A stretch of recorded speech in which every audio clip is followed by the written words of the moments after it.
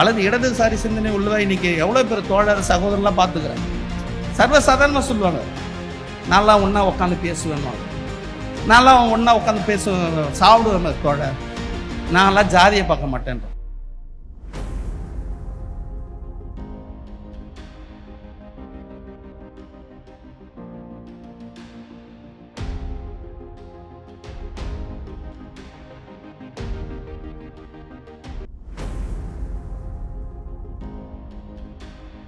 साथियों, आवाज इंडिया पर आपका स्वागत है। 6 जुलाई को अचानक बहन मायावती जी तमिलनाडु पहुंच जाती है और तमिलनाडु पहुंचते ही तमिलनाडु की वर्तमान सरकार और वर्तमान मुख्यमंत्री स्टालिन को ऐसी फटकार लगाती है जिसके वजह से वहां के पुलिस कमिश्नर को तुरंत वहां से उनका तबादला कर दिया जाता है। जी हाँ साथियों, बहन मायावती जी तमिलनाडु क्यों पहुंचती है और तमिलनाडु पहुंचने के पीछे के क्या खास कारण थे और वर्तमान में जो हत्या इस देश में बड़ी ही चर्चित है, के आर्मस्ट्रॉन्ग, जिनकी चर्चा के वजह से पूरे देश के दलितों में, वंचितों में कहीं ना कहीं एक आक्रोश दिख रहा है, वो के आर्मस्ट्रॉन्ग कौन थे और बहन जी को मजबूरन तमिलनाडु क्यों पहुंचना पड़ा, इस पूरी कहानी को जानते हैं और इस कहानी को समझते हैं। 5 जुलाई की शाम को पेरम्बूर के सेम्बियान में अचानक बहुजन समाज पार्टी तमिलनाडु के प्रदेश अध्यक्ष के आर्मस्ट्रॉन्ग की उनके घर के अगल बगल में कुछ बाइक सवारों द्वारा उनकी हत्या कर दी जाती है। इस हत्या के बाद में पूरे तमिलनाडु प्रदेश और पूरे भारत में यह खबर आग की तरह फैलती है। जिस तरीके से यह हत्या होती है, उस हत्या के पीछे के कारण अभी तक के स्पष्ट नहीं हुए, लेकिन अगले ही दिन बहन मायावती जी तमिलनाडु पहुंच जाती है और इस पूरा घटना को समझती है, घटना का जायजा लेती है और तुरंत ही सरकार से जांच के लिए वो मांग करती है। इसके साथ ही वहां की कानून व्यवस्था को जिम्मेदार रहने वाले पुलिस कमिश्नर को वहां से उनका तबादला कर दिया जाता है। तो बहन मायावती जी जब तमिलनाडु पहुंचती है और पूरे देश में इस हत्या की चर्चा जब होने लगती है, तब तमिलनाडु सरकार को, तमिलनाडु पुलिस को इस हत्या को कहीं न कहीं संज्ञान में लेना पड़ता है। अब जानिए कि के आर्मस्ट्रॉन्ग जो बहुजन समाज पार्टी के स्टेट प्रेसिडेंट थे, उनकी हत्या क्यों हुई और उस हत्या के होने के पीछे कारण क्या थे और जो के आर्मस्ट्रॉन्ग थे वो इतने बहुचर्चित नेता कैसे बने, इतने महान नेता कैसे बने, आइए जानते हैं और समझते हैं इस वीडियो के माध्यम से। अनुसूचित जाति में पैदा हुए के आर्मस्ट्रॉन्ग बचपन से ही मुक्केबाजी और व्यायाम के बहुत शौकीन थे। बचपन से ही छात्र अवस्था में उन्होंने राजनीति करना शुरू कर दी थी और राजनीति यह उनके रुचि का विषय था, जिसके वजह से वो कॉलेज लाइफ में अपने राजनीतिक करियर को उन्होंने वहीं से शुरुआत कर दी थी। आर्मस्ट्रॉन्ग शुरू में पूर्व विधायक पी रंगनाथन के करीबी थे। साल 2000 तक वह पवई मूर्ति की अध्यक्षता वाली प्राची भारतम पार्टी में शामिल हो गए थे। इस बीच उन्होंने तिरुपति में मौजूद श्री वेंगेश्वर कॉलेज से कानून की पढ़ाई की। साल 2002 में पवई मूर्ति के मृत्यु के बाद में उन्होंने प्राची भारतम पार्टी को छोड़ दिया और अंबेडकर दलित फाउंडेशन नाम से एक अलग संगठन शुरू किया और फिर साल 2006 में उन्होंने अपने नए राजनीतिक करियर की शुरुआत की, जहां पर उन्होंने बहुजन समाज पार्टी के हाथी चुनाव चिन्ह के ऊपर नगर निगम का चुनाव लड़ा और लड़ा ही नहीं, अभी तो उन्होंने वह चुनाव जीता और वो बहुजन समाज पार्टी में उस समय शामिल हो गए और वो उस समय सबसे तेज तर्रार और सबसे युवा पार्टी के कार्यकर्ताओं में शामिल थे। उस समय इदुम्बन नाम के एक नेता बहुजन समाज पार्टी में काफ़ी सक्रिय थे। उन्होंने जैसे ही आर्मस्ट्रॉन्ग की इस परफॉर्मेंस को देखा, उन्होंने तुरंत ही उनको बहुजन समाज पार्टी में शामिल करने का फैसला लिया और पूर्ण तरीके से आर्मस्ट्रॉन्ग बहुजन समाज पार्टी में शामिल हो गए, जिससे बहुजन समाज पार्टी में काफ़ी सक्रिय तौर से उन्होंने अपने राजनीतिक करियर को चुना और काफ़ी दलित, वंचित, शोषित समाज के मुद्दों को वो उठाने लगे। उस समय बहुजन समाज पार्टी के जनरल सेक्रेटरी सुरेश माने, इन्होंने के आर्मस्ट्रॉन्ग के इस परफॉर्मेंस को देखते हुए वह उनसे काफ़ी प्रभावित हुए और उन्होंने उनको पार्टी की प्राथमिक सदस्यता दिलवाई, जिसके बाद में जो के आर्मस्ट्रॉन्ग थे वो रुके ही नहीं, तो उन्होंने बहुजन समाज पार्टी के स्टेट प्रेसिडेंट तक के अपना राजनीतिक सफ़र तय किया और वहाँ तक वो बखूबी पहुँचे। के बाद मैंने वहाँ एक बेहतरीन नौजवान साथी को बीएसपी का उस समय पार्टी का तमिलनाडु स्टेट प्रेसिडेंट करके अपॉइंट किया था, जिनका नाम था मिस्टर आर्मस्ट्रॉन्ग, जो बाद में चेन्नई कारपोरेशन के कारपोरेटर भी बने, बेहतरीन संगठक रहे, बौद्ध धर्म अपनाया। ऐसे जुदारों साथी मेरे बीएसपी छोड़ने के बाद भी बीएसपी स्टेट तमिलनाडु उसके अध्यक्ष रहे। आज कल तक थे, लेकिन कल उनके ऊपर जानलेवा हमला कुछ असामाजिक तत्वों द्वारा किया गया, जिसमें उनकी मौत हो गई। उनके इस अचानक और धक्कादायक मौत के इंसिडेंट्स को लेकर एक बहुत बड़ी चिंता भी है, दुख भी है, और इसलिए ऐसे मौके पर हमारे मूवमेंट के साथी श्री आर्मस्ट्रॉन्ग के अचानक चले जाने के कारण एक नुकसान तो है,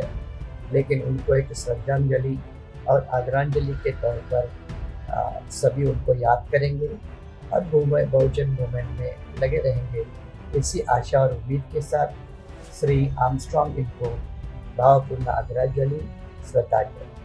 लॉ के स्टूडेंट होने के साथ साथ में उन्होंने अपनी डिग्री पूरी की, लेकिन उसके साथ में ही उन्होंने जो स्टूडेंट लॉ करते थे और जो वंचित समुदाय से बिलोंग करते थे, ऐसे स्टूडेंट को काफ़ी मदद की, चाहे कॉलेज यूनिवर्सिटी में हो चाहे बाहर हो। वो जब पार्षद थे, उन्होंने उस समय सफाई कर्मचारियों के मुद्दों को बखूबी उठाया, और उनके मुद्दों को उठाया नहीं तो उसको आंदोलन का एक रूप दिया, जिसके वजह से उनकी जो मांगे थी उस नगर निगम में वह मांगे पूरा करने का भी श्रेय सिर्फ आर्मस्ट्रॉन्ग जी को ही जाता है। उनकी इस सक्रियता को देखते हुए बहुजन समाज पार्टी ने एक ऐसा फैसला लिया जिसके वजह से के आर्मस्ट्रॉन्ग पूरे प्रदेश में जानने लगे। आर्मस्ट्रॉन्ग बहुजन समाज पार्टी में शामिल होने के बाद साल 2007 में उन्होंने बहुजन समाज पार्टी के स्टेट प्रेसिडेंट के रूप में अपना कार्यभार संभाला, जिसके वजह से अभी तक वर्तमान की स्थिति तक वह बहुजन समाज पार्टी के स्टेट प्रेसिडेंट ही रहे थे। साल 2012 में बहुजन समाज पार्टी के सेल्वा पेरू तंगई ने पार्टी छोड़ी। उस समय सुरेश माने यह पार्टी के जनरल सेक्रेटरी और समन्वयक हुआ करते थे। उन्होंने फिर से आर्मस्ट्रॉन्ग को एक नया मौका दिया और फिर से उन्होंने बहुजन समाज पार्टी का स्टेट प्रेसिडेंट आर्मस्ट्रॉन्ग को बना दिया। नवंबर 2008 में चेन्नई के doctor Ambedkar government law college में छात्रों के बीच हुए दंगों में उन पर हिंसा भड़काने तथा उसकी योजना बनाने के लिए मुकदमा चलाया गया। उसके बाद उनको कई महीनों तक जेल में भी रहना पड़ा, लेकिन उसके बाद में उनको जमानत के तौर पर छोड़ दिया गया। और इसी मामले में साल 2016 में अदालत ने जब अपना फैसला सुनाया तो उनको बाइज्जत बरी करके इस आरोपों से बाइज्जत बरी कर दिया गया।